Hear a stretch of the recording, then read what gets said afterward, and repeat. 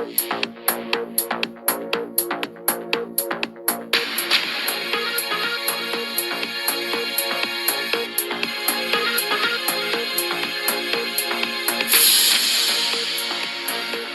ጤና ይስጥልን ክቡራን የዩቲዩብ ቤተሰቦች፣ የሰዓቱን አጫጭር መረጃዎች እየቀርብ ያለው እስከ ፍጻሜው አብራችሁን ቆዩ።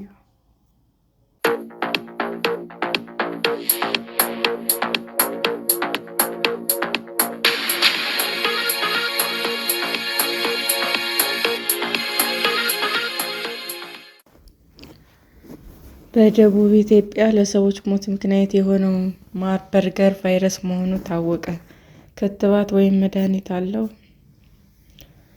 በደቡብ ኢትዮጵያ በጂንካ ከተማ ተከስቶ ለ6 ሰዎች ሞት ምክንያት የሆነው በሽታ ማርበርግ ቫይረስ መሆኑን የጤና ጥበቃ ሚኒስቴር አስታወቀ። ከኢትዮጵያ በስተደቡብ በሚገኙ ሀገራት ውስጥ ተከስቶ የነበረው ይህ በሽታ ከሳምንት በፊት ነው በደቡብ ኢትዮጵያ አካባቢ ተከስቶ 2 የጤና ባለሙያዎችን ጨምሮ 6 ሰዎችን የገደለው።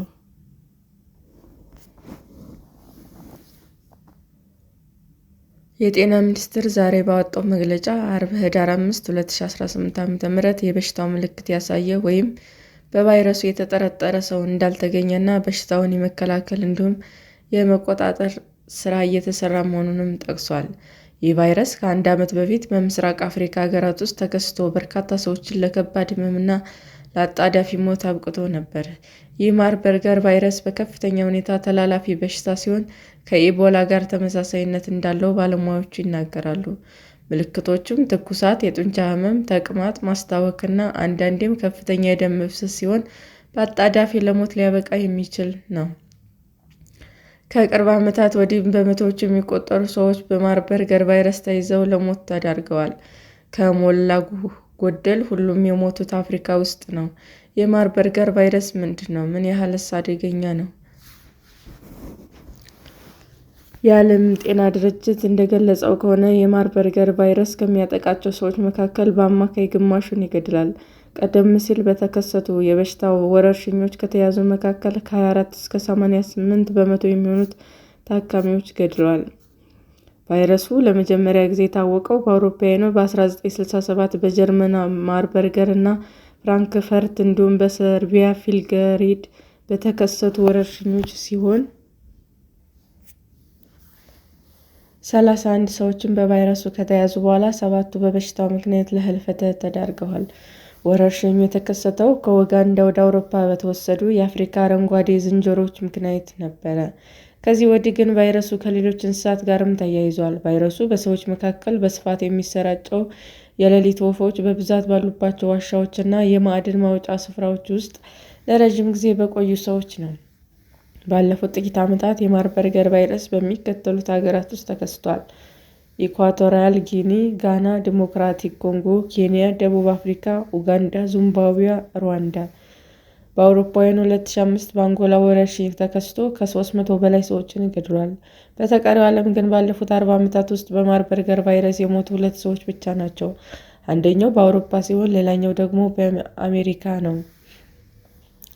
ሁለቱም ግለሰቦች ኡጋንዳ ውስጥ የሚገኙ ዋሻዎች ጎብኝተው ነበረ ተብሏል። ቫይረሱ ከዚህ በፊት የት ተከስቷል? እንደ ጤና ባለሙያዎች ከሆነ ቫይረሱ በቅርብ ጊዜ የተከሰተው በሩዋንዳ ውስጥ በመስከረም 2024 መጨረሻ ላይ ነው።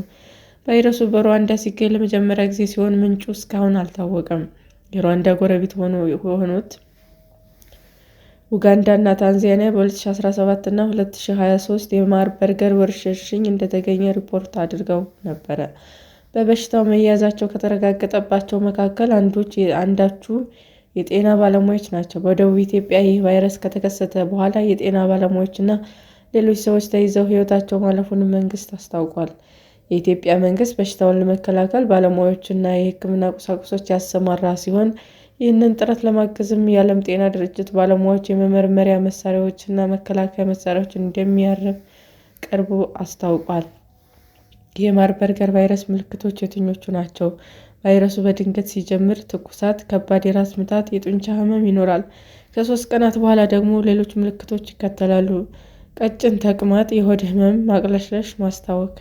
የዓለም ጤና ድርጅት በዚህ ደረጃ ያሉ ታካሚዎች ገጽታ ሙት የሚመስሉ የጉድጓድ አይነቶች ስሜት አልባ ፊትና ከፍተኛ ድካም ያሳያሉ በማለት በበሽታው የተያዙ ሰዎችን ክፉኛ እንደሚጎዳ አመልክቷል። ብዙ ሰዎችም ከተለያዩ የሰውነት ክፍሎቻቸው ደም ይፈሳቸዋል። አንዳንዶች በከፍተኛ ደም መፍሰስ እና በድንጋጤ ምክንያት ምልክቱ በጀመራቸው ከ8 እስከ 9 ቀናት ባሉ ጊዜያት ውስጥ ሕይወታቸው ያልፋል። የማርበርግ ቫይረስ እንዴት ይተላለፋል? የአፍሪካ አረንጓዴ ዝንጀሮዎች እና ሳማዎቹ ቫይረሱን ሊሸከሙት ይችላሉ። የግብፅ የሌሊት ወፍ ብዙውን ጊዜ ቫይረሱን ትሸከማለች።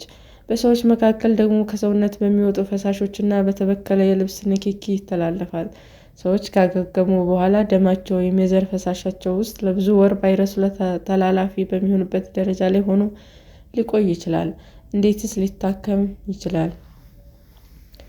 ምንም እንኳ ሙከራዎች እየተደረጉ ቢሆንም ለቫይረሱ የተለየ ሕክምና ወይም ክትባት የለም። ለሕክምና የሚያገለግሉ የተለያዩ የደም ውጤቶች፣ መድኃኒት እንዲሁም የበሽታው መከላከያ መንገዶች እየተዘጋጁ ናቸው ሲል የዓለም ጤና ድርጅት አመልክቷል።